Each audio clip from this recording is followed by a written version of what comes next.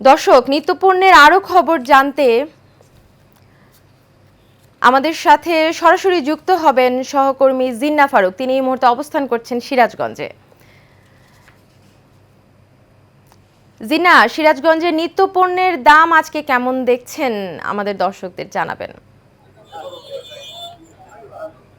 অরণ্য, আপনি যেমনটা বলছিলেন, তো আমরা দেখছি যে রমজানের যে নিত্য প্রয়োজনের যে চড়া দাম বা উচ্চ মূল্য, সেটা কিন্তু আমরা সাধারণ যারা ক্রেতা আছে তাদের সাথে কথা বলেছি। তারা যেটা জানিয়েছে, আসলে প্রতিটা যে পণ্য রয়েছে সেই পণ্যটার কিন্তু যে দাম কিন্তু বেড়ে গেছে। তো আমরা দেখছি যে বিভিন্ন এখানে যারা পাইকারি এবং খুচরা পর্যায়ে যারা দোকানি রয়েছে, সেই দোকানির সাথে কথা বলেছি। তারা যেটা জানিয়েছে যে আড়ত থেকে এই খুচরা পর্যন্ত আসতে কিন্তু কয়েক ধাপে কিন্তু দাম বেড়ে যায়। আপনাকে যদি একটু দেখাতে চাই যে রমজানের যে যে সমস্ত পণ্য রয়েছে, সেই পণ্যের মধ্যে কিন্তু একটা নিত্য পণ্য রয়েছে লেবু। এই লেবু কিন্তু রমজানের 2 দিন আগে দাম ছিল মাত্র 1 থেকে 2 টাকা। সেই লেবুর আজকে দাম হচ্ছে কিন্তু 10 থেকে 12 টাকা এবং 15 টাকা।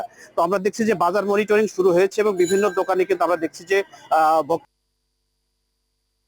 অধিকার থেকে জেলা প্রশাসন কিন্তু তারা কিন্তু বাজার মনিটরিং করছেন এবং বিভিন্ন জায়গায় কিন্তু অতিরিক্ত দাম রাখার যে দায়ে তারা কিন্তু বিভিন্ন রকম জরিমানা করছেন। এবং রমজানের যে বিভিন্ন নিত্য প্রয়োজনীয় জিনিস রয়েছে, যে সমস্ত পণ্য রয়েছে, সেই পণ্য কিন্তু আমরা দেখছি যে বৃদ্ধি পেয়েছে। তো আমরা এই মুহূর্তে দেখছি যে ভোক্তা অধিকার এবং নিরাপদ খাদ্য কিন্তু আমরা দেখছি যে এখানে আমরা বাজার মনিটরিং করছে। তো আমরা একটু কথা বলতে চাই যে আসলে আপনারা তো ভোক্তা অধিকার দেখছি যে বাজার মনিটরিং করছেন। আসলে আমরা সাধারণ ক্রেতাদের সাথে কথা বলেছি যে বিভিন্ন ভাবে তারা কিন্তু পণ্যের দাম বাড়াচ্ছে এবং আপনারা সেটা মনিটরিং করছেন। তো আপনাদের আসলে কি মনে হচ্ছে, কেমন দেখছেন বাজার?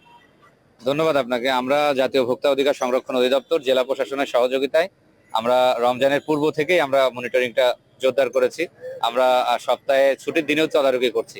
গত শুক্রবারও আমরা তদারকি করেছি। তো আমরা আজকে বাজারে কিন্তু আজকে চিত্রটা একটু ভিন্ন, মানে দাম কিন্তু অনেকটাই কমেছে গত এক সপ্তাহের তুলনায়। যেমন আমি আজকে লেবু এখানে 30 টাকা হালি।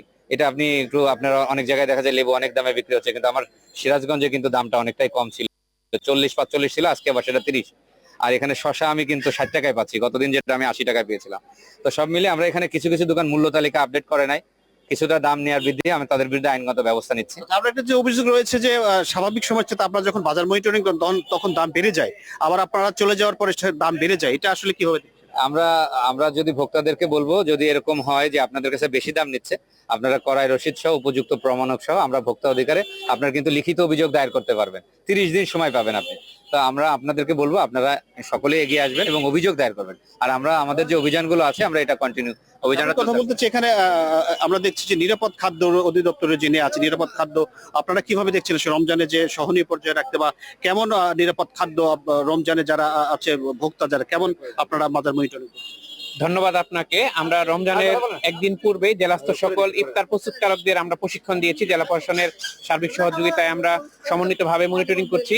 ইফতার আইটেম বিশেষ করে ভাজা পোড়া, ঘোল, মাঠা, সিরাজগঞ্জের যেটা খুব বিখ্যাত খাবার, এছাড়া জিলাপি, যে এই সকল যে প্রতিষ্ঠান যারা বিশেষ করে ইফতারের পূর্বে খাবার বিক্রয় করে, আমরা সেখানে নিয়মিত পরিদর্শন করছি। জেলা প্রশাসনের সহযোগিতায় মোবাইল কোর্ট হচ্ছে, ভোক্তাধিকারের সাথে আমাদের সমন্বিত অভিযান হচ্ছে, সারা জেলায় এটা চলমান রয়েছে।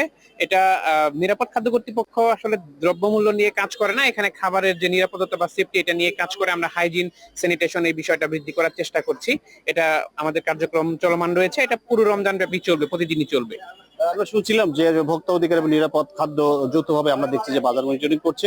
অপরদিকে আমরা দেখছি যে সাধারণ যারা ভোক্তা রয়েছে, ভোক্তাদের সাথে কথা বলছি, তারা যেটা জানিয়েছে যে নিত্য প্রয়োজনীয় বিশেষ করে খেজুর, তেল, সয়াবিন, শসা, এই সমস্ত যে পণ্য রয়েছে, সেই পণ্যটা কিন্তু স্বাভাবিক রোজার আগের যে বাজার ছিল, যে দাম ছিল, তার চেয়ে কিন্তু কয়েক গুণ বেশি বলা চলে, এমন অভিযোগ করেছে সাধারণ ভোক্তারা। তো এই বাজার স্থিতি রাখতে ভোক্তা অধিকার সহ জেলা প্রশাসনের সার্বিক মনিটরিং সারাক্ষণ থাকবে এবং সহনীয় পর্যায়ে দাম থাকবে, এমন জানিয়েছে সাধারণ ভোক্তারা। তো সিরাজগঞ্জ থেকে এই ছিল আমার কাছে বাজারের যে পণ্যের যে মূল্য এবং রমজানের যে বাজার পরিস্থিতি, তার সর্বশেষ অবস্থা। অরণ্য, ধন্যবাদ জিন্না আপনাকে। দর্শক, সিরাজগঞ্জ থেকে সহকর্মী জিন্না ফারুক যুক্ত ছিলেন আমাদের সঙ্গে।